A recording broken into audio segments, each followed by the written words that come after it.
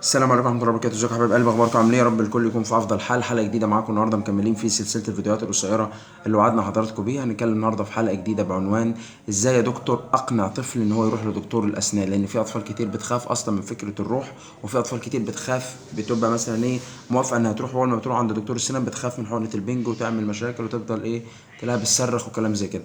عايز اقول لك اول حاجه تجنب انك انت تديله اي فكره او خبره سلبيه عن الموضوع. تقول له مثلا يعني انت اصل الطفل بيحفظ، يعني انت ممكن تكون في مره بتحكي له من غير ما تاخد لبالك او على سبيل انك انت بتخوفه. تقول له هوديك للدكتور يديك حقن، هوديك مش هو يحفظ الكلام ده في ذاكرته، فاول ما يجي يحصل مشكله فعلا يضطر ان هو يروح للدكتور، يضطر ان هو ايه يبدا ان هو يخاف منه فعلا. فانت تتجنب الحاجات دي، الام تخلي بالها منيها. وتاني حاجه برضو تركز عليها جدا، ان ما ينفعش ان انا احكي له تجارب سلبيه حصلت معايا.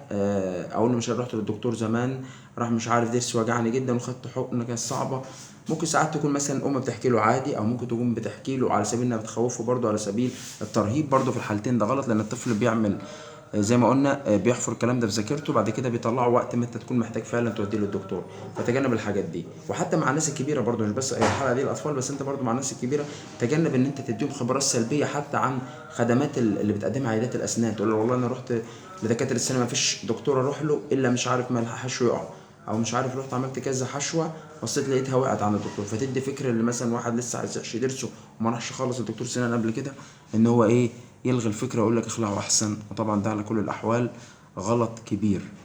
يعني ادي فرصه اللي قدامك ان هو يشتغل صح، بلاش انت تعمم له خبره سلبيه ممكن تكون اصلا ايه انت غلطان فيها. الموضوع كان عايز ان هو يتاخد بتروع عن كده. اشوفكم الحلقه الجايه. السلام عليكم ورحمه الله وبركاته.